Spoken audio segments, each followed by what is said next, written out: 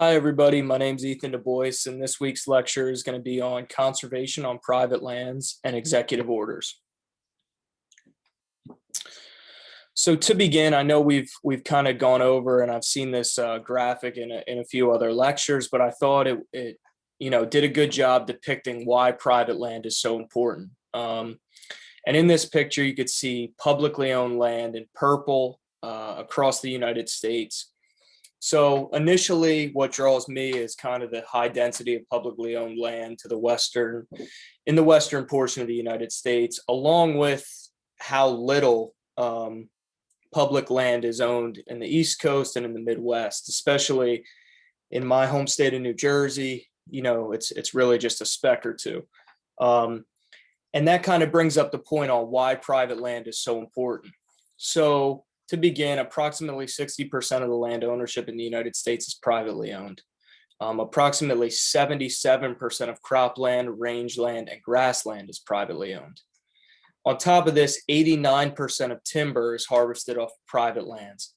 And this kind of all makes sense because, you have individuals who are gaining economic gain from timber, crops, cattle land, and whatnot. And it doesn't really make a ton of sense for the federal government to own that stuff.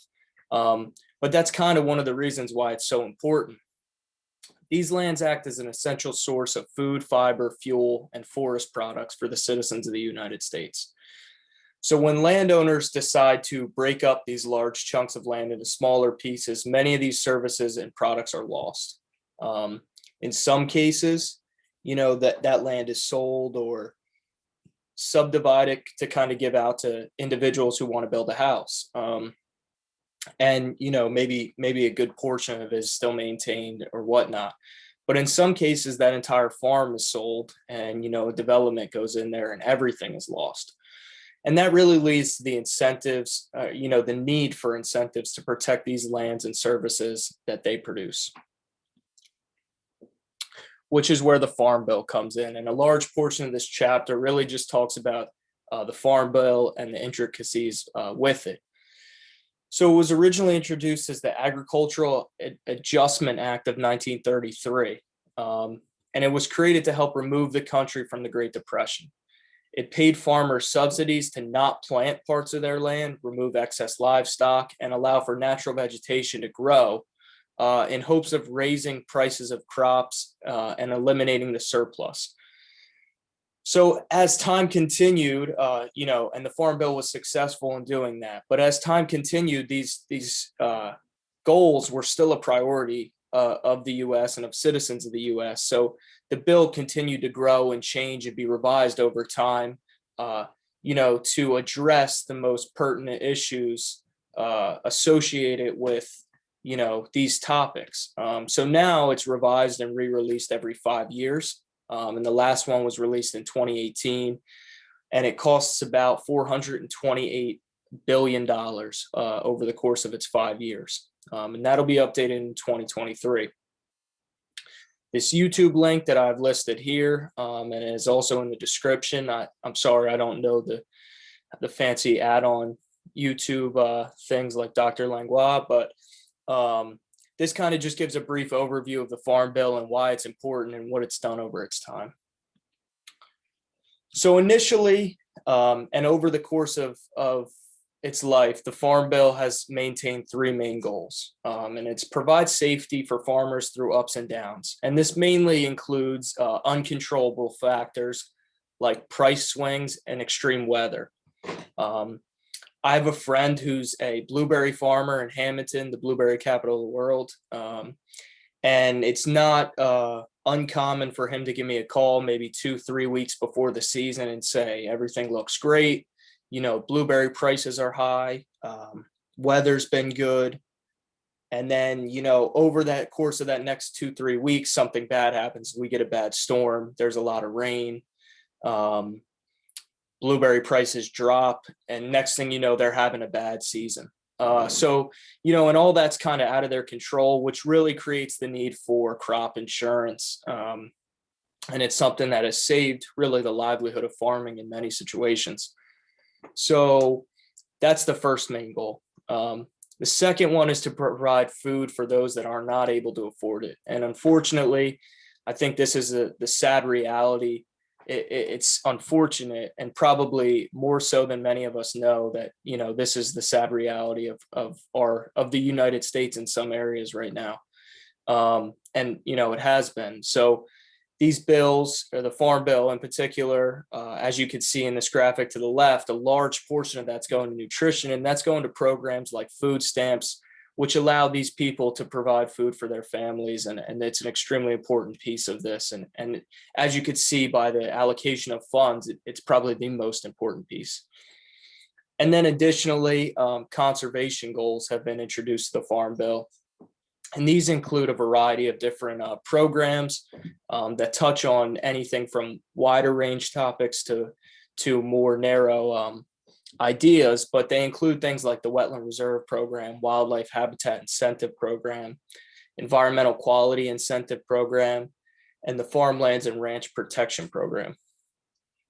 And although the Farm Bill started with specific goals, today's bill aims to help every citizen in some way. And I think initially, when you think about it, I'm not a farmer.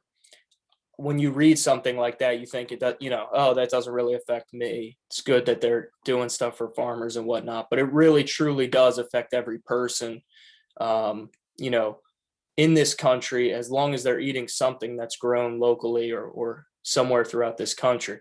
So as part of my presentation, I chose to wear my Growing Beer shirt, which is from my boss's family brewery at her local farm here in Cream Ridge, New Jersey. And it's one of the only breweries in New Jersey that grow wheat and oats for their beer directly on their farm, and it's put in. So, I thought that was kind of an appropriate clothing choice today. So going along with this idea, a piece of this is conservation easements. Conservation easements restrict the development and protect natural resources through voluntary agreements with landowners. And in most cases, these are agriculturally or wetlands. And they offer economic benefits to landowners, sometimes in the form of a direct payment for the plot of land they've decided to create this easement on. We're going to get a little bit more into that, but in some cases they offer tax credits. And overall, obviously, because it's the federal government, the federal credits are kind of uniform throughout. But I thought it was really interesting, the differences in what states gave these individuals in terms of state tax credits. And it all depended on where you lived. In some states, it was 25% of your property tax. In some states, it could be up to 40% of your income tax. Even in some states, you could transfer those credits to other people and sell those transferable credits, so you were able to get more of an economic gain. So like with anything, though, obviously there's benefits to this, but there's also a cost. I've been a part of a research project with Virginia Tech looking at hydrological influences on bog turtle nesting habitat in Pennsylvania. And the properties we go to are NRCS conservation easements.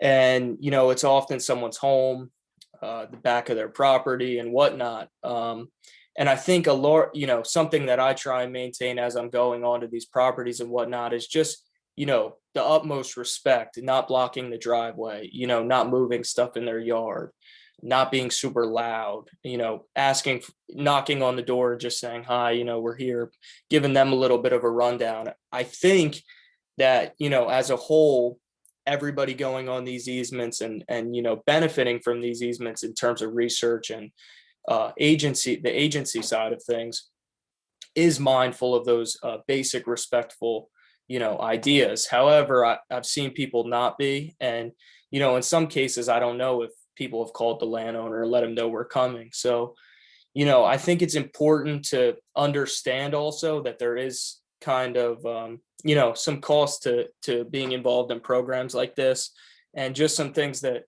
might not be ideal. So I think it's important to mention that. And of course, lastly, there's partnerships. Partners of Fish and Wildlife is a big one. And in 2013, over 45,000 landowners had created these partnerships. And again, they're mainly just to protect and conserve wildlife and wildlife habitats and different habitats that may be in danger. So conservation easements also include, a wide, like I said, a wide variety of programs, including the CRP, the Conservation Reserve Program. And this is a huge contributor of securing and protecting important habitats to wildlife, mainly animals that are able to be hunted, waterfowl, and ungulates. And this was initially established in the 1985 Farm Bill. And basically, the CRP, I have a link in the description and at the bottom of the slide, which gives you a really brief and really well said, overview of it. But the CRP allows landowners to take a portion of their land and sign a contract that's usually 10 to 15 years. And instead of planting that, they'll receive economic benefits for what they would get if they planted it. So I think the landowner in that video had donated or agreed upon a 10-year agreement for 40 acres, and it came out to so many dollars per acre. And if you do the math, I think it comes out to about $18,000 annually that he gets for just leaving that piece of his property unfarmed. And I think it's important to mention that on top of those economic gains, he's also getting the wildlife aspect of it. He's offering better habitat, and he's probably seeing the benefits of that as well. There's probably larger deer on his property. There might be larger game bird species or more game bird species to hunt. And if he's not a hunter, or she's not a hunter herself or himself, maybe they can lease that out and get even more economic benefits. So that's clearly become has become a really successful program as a part of the conservation easement umbrella.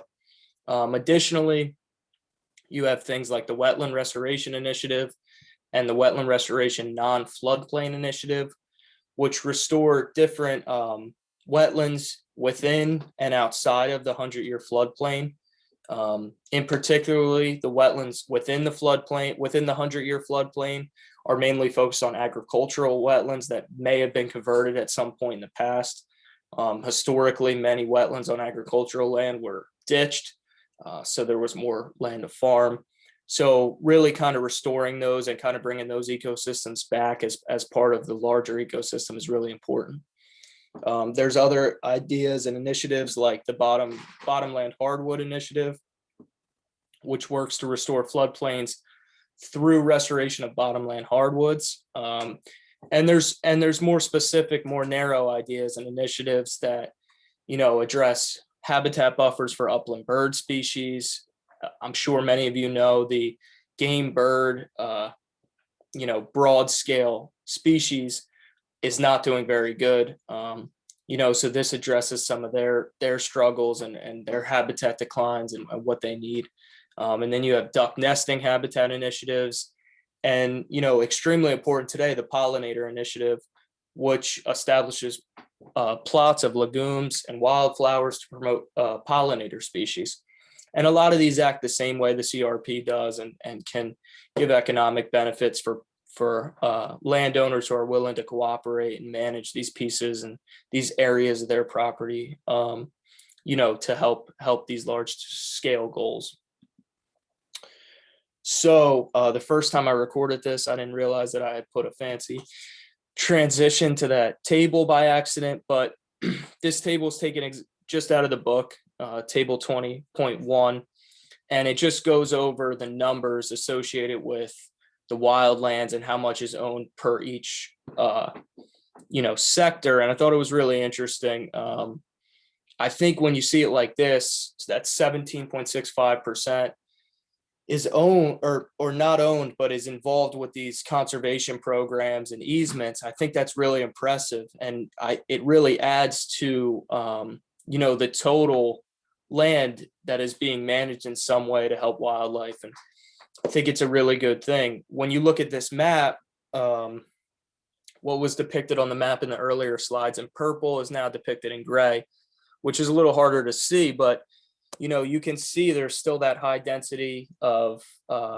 federally owned land in the west, and but actually there's a high density of conservation easements in the east, kind of making up for where we lack that federally owned land. So I think it does a good mix of kind of just combining different things and combining the connectivity of some of these pieces, and overall widening the scale of just how many acres and how much land we can protect and manage as a whole. So I thought this was kind of an important piece to mention. A lot of these easements and a lot of these protections are based around wetlands. I'm sure many of you know why that is, but thought it was important to mention that, wetlands make up such a small piece of the overall land cover. However, they make up an extremely large piece of habitat that's essential for a variety of wildlife, including, many waterfowl species. And on top of that, they offer extremely important ecosystem services, including water filtration and water storage. So, as many of you know, wetlands are unbuildable, they're unfarmable. An easement provides a monetary value for landowners and a extremely important value to wildlife. And I think some of these agreements allow each party to get the most out of what is on their property. And I included this in my citations, and I think it would be an interesting thing if you're interested. I read there was an article produced on why are easements right for you, basically. And one of the main points is you still keep your 4 basic rights. You have a right to sell the property whenever you want. You have right to private access. There's no requirement to open it up for everybody to use. Although I believe the agencies you do the agreement with do have access in most situations. You have the right to enjoy the land and you use it recreationally, which includes hunting, fishing, and whatnot. And you have the right to subsurface resources as long as it's not drilling. So you're maintaining your rights, you're getting something out of it, as well as, the larger ecosystem is getting something out of it. So in a lot of cases, it makes sense for landowners to do these wetland easements and to participate in these type of programs. So Chapter 21 got into executive orders, and executive orders provide the president with the ability to use their position and power to do a couple things. They could direct agencies, establish presidential commissions, issue symbolic declarations, or direct executive branch management activities. And I'm sure, as many of you know, with the political climate we're in today and the increasing partisan challenges we face, these orders have become even more important, and they're used to push policy which is delayed or unlikely to be passed. So historically, executive orders have been used in conservation for a variety of things. To begin, in 1972, Richard Nixon issued Executive Order 11643. And I know this one has been mentioned in many lectures before, but this is kind of that broader Rachel Carson idea and discovery, and that's to restrict the use of chemical toxicants from killing raptors and mammals. And that was obviously a huge piece of legislation that led to a lot of beneficial things for the ecosystem and many species. However, parts of that executive order were revoked in 1982. Those parts initially limited agencies' ability to manage wildlife on federal lands. I don't know why exactly that was included, but I would imagine it was just, a fear level of losing. We were losing a lot of wildlife at the time, and, why are we managing so much on federal lands? But in 1982, that was revoked and changed, for the better. So in 1999, Bill Clinton issued Executive Order 13112. and that was to prevent the introduction of invasive species and control and eradicate those that were already established. Um, Obviously, today we know how serious the invasive species problem is and how problematic they can be in certain habitats. Right now, I'm looking at a natural shoreline that's now completely made up of Phragmites, and has probably lost all the ecosystem benefits that it once played in terms of habitats just off the shore. So I think that for that to be issued in 1999 was a really good first step in bringing awareness to the issues and just getting the ball rolling. And I think it was a good first step, and it's kind of got us to where we are. In 2004, George Bush issued Executive Order 13352, which promoted conservation on a large cooperation scale. And in 2013, Barack Obama issued Executive Order 13648, which focused on wildlife trafficking, including the importation of ivory. So the chapter, although it was a very short chapter, it also had mentioned in more focus Executive Order 13443. And that was introduced by George Bush in 2007 with the goal to enhance the nation's conservation and hunting heritage. And we've talked about this from the beginning of the lecture, is just the decline in overall hunting and new recruitment for hunters. And I believe this was probably introduced in 2007 because they started to see the trends then. And this was done to create cooperation between federal, state, tribal agencies to expand and enhance the management of game species along with their habitats. This has been supported by the Obama and Trump administration following, because we've clearly continued to see the decline. But additionally, it plays a few additional roles, including conserving and restoring wetlands, forests, grasslands, and rangeland habitats, all habitats that are, somewhat struggling right now, promoting access to hunting, recruiting new hunters, which is a huge piece of it, and just increasing public awareness about the need for wildlife conservation and the benefits associated with hunting.